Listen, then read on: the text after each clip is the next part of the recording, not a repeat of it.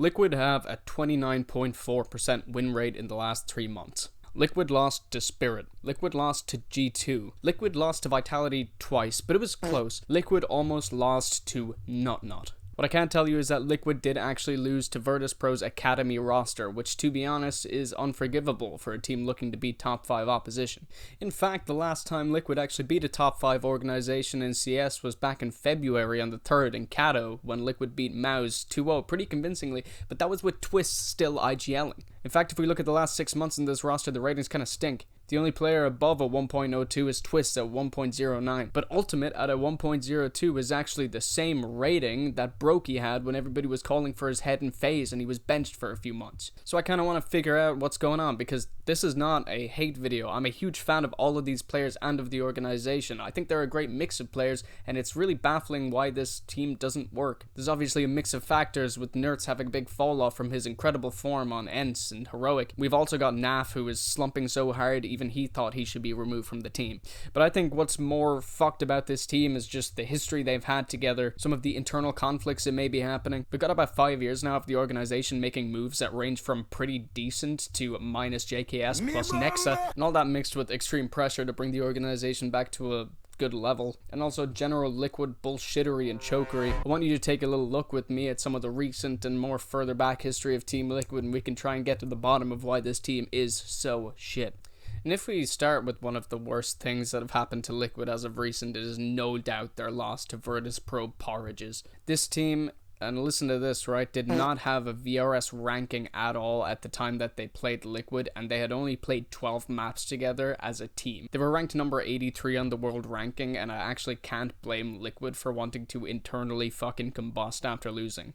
This may come as a surprise to you, but I'm no analyst. But you know who is an incredible analyst of the game is STYKO, and he made a fantastic video about this loss, breaking down exactly what Liquid did wrong. So if you want a proper actual summary of that game, do go and have a look at his channel, but I will be taking his video as inspiration on some of the points that I want to make. There's a specific round at 6-9, which is a really embarrassing round to watch. So first of all, we've got some extreme carelessness from Twist, which is a player that you really wouldn't expect that from. He kind of pushes towards Secret and doesn't anticipate that there could be a player there at all. Then Shuey pushes into lobby and gets stuck in this corner, and as he does that, he's currently being sandwiched, and Ultimate mollies off the tees and then retreats, leaving Shuey in the open to die.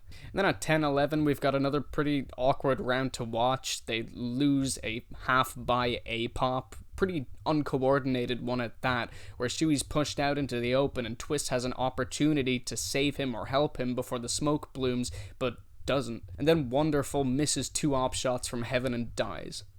They're wonderful. So then they let it go to overtime on the 3rd map, which is pretty disgraceful in itself. But they have the opportunity to bring it to a second overtime, but they lose at 3v5. You can just imagine what the mood will be like in a team after losing such a scenario. And to top that off, Naf, their biggest slumping player, actually had a masterclass in that best of 3, and everybody else let him down. Sorry for the slight change of camera angle here. I was so angry I dived at the camera and knocked everything over. And now for another riddle, or more maybe a question. Who is the worst GM in Counter-Strike apart from P.E.K.K.A? Yes, you are correct, it is Joaquin Phoenix's Joker. Now, Jokasteve is essentially the Joker of the scene because he seems utterly intent on bringing down any form of authority that Team Liquid's organization held over the scene by shooting every good player who attempts to sign with the team in the head. So we're going to get a counter going of how many Joker moments Mr. Jokasteve has had. So we all remember Team Liquid's Grand Slam winning roster. It was incredible to watch, great chemistry. Despite not having an actual stable AWPer, they were one of the only teams in this situation that managed to have such a successful run. They even had somewhat of a mini era, winning every tournament that Astralis didn't attend. But to point at this slow collapse of the team post Grand Slam winning roster,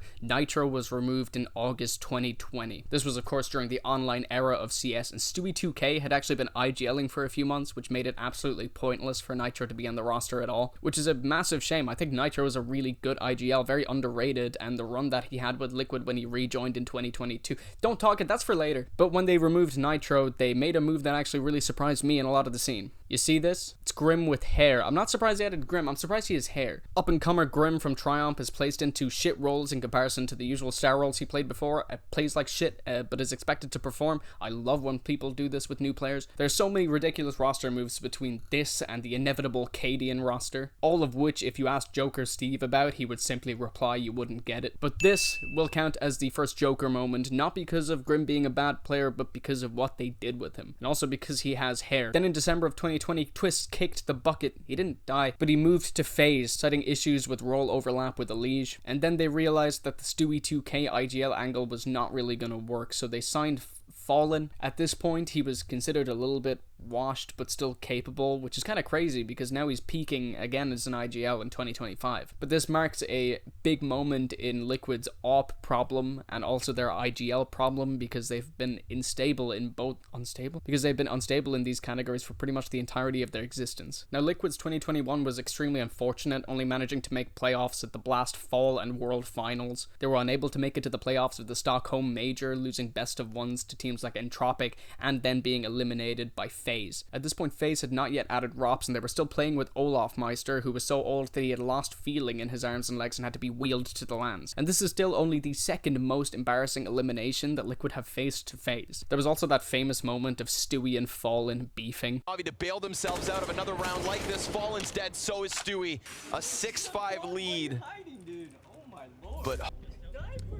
But Electronic is having an equivalently insane game. So Fallen, Stewie, and Grim also held barely 1.0 ratings for the entire year, but they all dipped to about a 0.9 when facing top 5 teams. It was pretty clear that this team wasn't gonna work, and they had dead team aura towards the end of 2021 because everybody knew this team was gonna fall apart. Then Team Liquid benched Fallen, Grim, and Stewie all at once, planning to rebuild around Naf and Elige, 2 players who had made the top 20 list of that year with stable 1.15 ratings. Then what happened next was a bit of a blur. They signed OC, which isn't really a Joker moment because he was looking fantastic, a 1.25 rating in Tier 2 NA with extra salt. Then Nitro returned, which I think is a great fucking move. But then Jokasteve had something to say to it. Maybe he had no control over the good moves and he decided he wanted the French to save Liquid. This move was completely ridiculous as it was really their first EU import. They had played with South American players before but never Shox.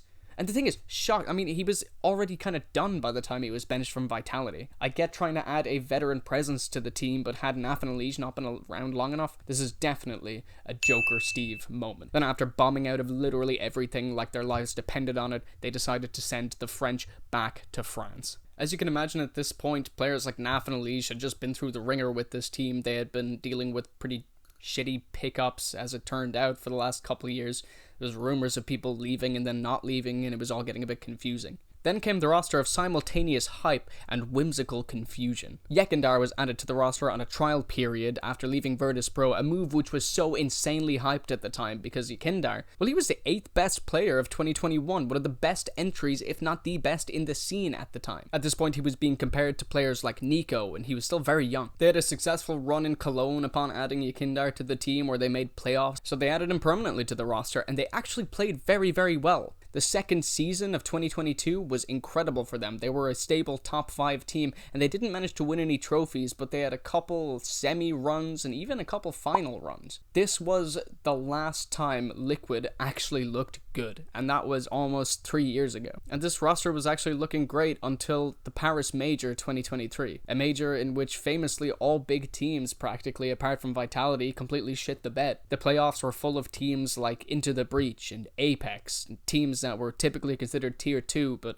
either overperformed, well, they did perform very well, but a lot of teams very clearly choked against them. Liquid in this tournament made it all the way to the quarterfinals, just to lose to Apex in a game where they looked completely out of it and a little confused. After this happened, Nitro had just had a child and he decided that he was going to go and focus on bringing his family up, became a content creator, and Yekindar switched to IGL duties. Now this is historically a terrible thing for a star rifler to do. There have been so many instances of star players switching to IGL roles and it really not working out, and funnily enough, many of these have happened in Liquid.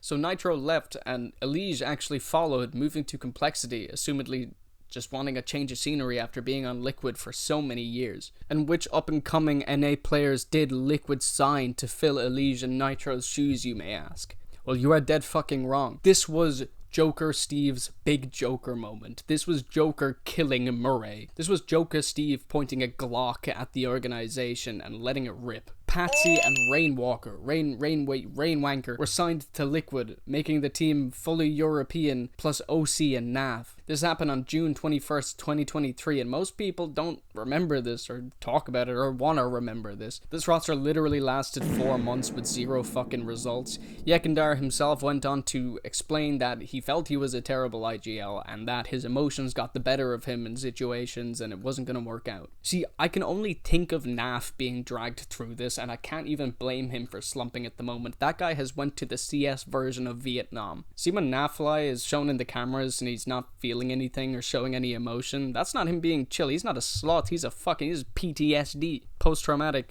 Yakindar, Patsi trauma. And then we have the big rebuild. See, this was the first time in years that Liquid actually got some hype behind them, because there were rumors that they were putting together a bit of a Goliath of a team. This was a huge moment for the roster. The hype was insane. They ended up signing Cadian, Skulls, and the biggest move was bringing back Twists from FaZe. Now, this was as FaZe was on yet another hot streak after the release of CS2, and maybe this wasn't Twist's best move, but as we're about to find out, Twist didn't make a lot of good moves with this roster. In fact, Twist was incredibly controversial. First of all, this team failed to qualify for the first CS2 major in Copenhagen. Cadian was playing like a shadow of his former self in Heroic after he was literally a top 20 player. Something was clearly not working. There were so many voices on the team and everybody was just speculating as to what the fuck was going on. But my favorite signing for this team was actually the coach Zews. Not because of anything he did for them, but because of holy shit, the beans he spilled after the roster collapsed. Soon after this roster formed, Liquid posted a little documentary where all the players went on this retreat to some sort of cabin where they all went to go and team bond. It was kind of hype at the time. I mean, teams were putting in a lot of effort to get their team building exercises together. It wasn't bullied near as much as Falcons doing a no PC boot camp when Kiyosaki was added. So to make a long story short with this roster, absolutely nothing was accomplished, and Cadian was benched and Skulls was benched. Afterwards, Twist came out and said that there was a lack of chemistry and synergy in the team. He also said there was a lack of work ethic, which is interesting. And initially when this roster collapsed, it was just, what can you do? Sometimes big rosters come together and they just don't mesh, whether it's a big number of voices on the team or other factors that we'll never know. So that was that. We would never know. But then we knew. After Zeus was removed as their coach, he did go full schizo and only chooses to speak in AI on Twitter now. Zeus was invited on a podcast with Maui Snake and Thorin, and each of the hosts were giving good, bad, and ugly points about the scene at the time. However, Zeus took his bad point to a bit of an extreme. His bad point essentially evolved into a half-an-hour-long rant about the team and how everything went wrong, and essentially how he offloaded almost all of the blame onto Twists. But I really can't say that any of this information is really entirely credible. In this rant, Zeus admits to, first of all, being butthurt, and second of all, he keeps trying to frame it all in a way that Liquid were calling him like the greatest coach of all time. He was giving himself all the credit for building the Grand Slam roster and everything, and it was getting a bit fucking cringe. But yeah, he first claims that Liquid told him he's the best coach in all of esports, not even just the CS team. Then he calls himself crazy and means it, like a self-diagnosing teenage girl. He explains that during this rebuild, Naf wanted to leave. Then Zeus claims that he essentially half-convinced Twists to join, and then everybody stood up and clapped for him. But the main juicer is that 3 weeks away from the RMR, they were all on TeamSpeak, and Zeus got up and left for a while and then came back only to hear people shouting at each other. It was actually Twists and Cadian having a screaming match, apparently. Zeus then set up a meeting which he said changed nothing because Twists at this point just hated Casper Cadian, wanted nothing to do with him, thought he was a terrible leader, and most importantly disliked how Cadian was as a human being, but was completely incapable of saying this to him or explaining his issue with him. So of course they bomb out of the RMR, they do pretty decent at a tournament in China, which instilled some hope, and then they shit the bed at Pro League again. And then Zews claims that Twist came to the organization with an ultimatum that Cadian has to go, Skulls has to go, and that he wants to kill Nafly as well. It's interesting because Zeus is saying all of this, putting maybe before every claim, which kind of puts the blame off of him. He's just deflecting the blame. Then there's a call from the Joker, Zeus says, and that call says that this guy, Twist, wants to leave to Vitality after giving this ultimatum. Zeus then goes crazy, goes stupid, sicko mode, gets really mad at Twist for wanting to be captain, wanting control of the team, then wanting to leave then behind everybody's backs. Then apparently they go to some sort of bar where Twist leaves and starts blabbing about the whole situation to the FaZe boys. Then out of absolutely nowhere, Twist gets the whole team hyped for a basketball game, then buys tickets to an NBA game with the organization's money, but for Twist's, Rops, and Carrigan, the guys from FaZe. Then he drops the big line that was all the headlines, which is, Liquid is a big organization with such a history, how the fuck are you run by a kid, meaning Twist. Zeus then hits his vape, which is fucking Then probably the biggest accusation that I don't see people talk about enough is how Twist then said he didn't want to play with the Liege, he didn't want to play with Donk, and then Zeus says that Twist said that he doesn't want to work with South Americans because they're lazy. It's just straight up insinuating that Twist is racist. But that whole thing came out, and I'm sure that wasn't pleasant whatsoever for any of the Liquid staff or players. But Zeus is also quite a nut job. He was signed as a caster for a tournament and then fired after a single day after ranting about how Stewie 2K is the GOAT, so I don't think we should take what he says very seriously. Then Liquid, of course, went through strange rebuilds. They had Twist as a fucking in-game leader. Twist I was not a big fan of his IGL stint. There is some pros and cons we could go through though. I mean, as a pro, he was putting up better results than Falcons at the time, but as a con, he would take his ex-teammates to NBA games. Then another pro, he's actually really attractive. But then again, when they lose, it isn't their fault, it's his mouse's fault. Their only achievement with Twist IGLing was their Shanghai playoff run, except they beat frauds to get there. But my favorite moment overall is that 11-1 choke against FaZe Clan, which is the most embarrassing loss to FaZe Clan they've had in a tournament to be eliminated. But he is better than Yakindar IGL, in which he didn't blame Twitter for killing his vibe as the reason they've been eliminated from tournaments. But sweet Jesus Christ, he's better than Dennis Electronic Adolf Sharapov, who thank God has just been benched from Virtus Pro. He was an absolute terrorist for that organization, but now Perfecto is IG. That's a terrible, look that shit up, that shit's disgusting. Wait, stop watching that shit. While I was editing, I saw somebody on Twitter say that unlike Electronic, the Taliban can actually call T-sides.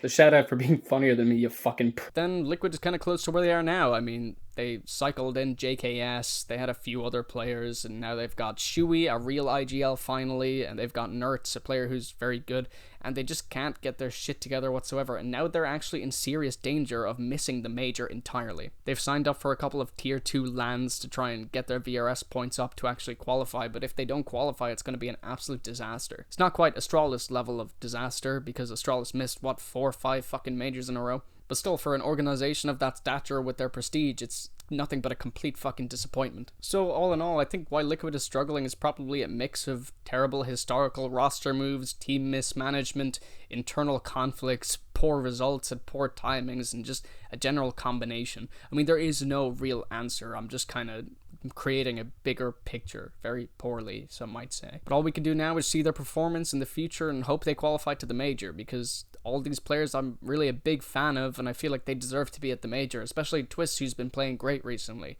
and don't believe all the shit Zeus said about him. But all in all, I want you to tell me what you think about Liquid, what you think the problem is. If there is a problem, do you need to change a player out? Is Ultimate good enough? Does NAF need to be benched? I don't know. I just got here. I'm not an analyst. I don't know shit. But please remember to hit that subscribe button. It helps me so very immensely. It helps me sleep at night. It gets my mind off of Liquid. And also hit the other buttons. Okay guys, peace the fuck out.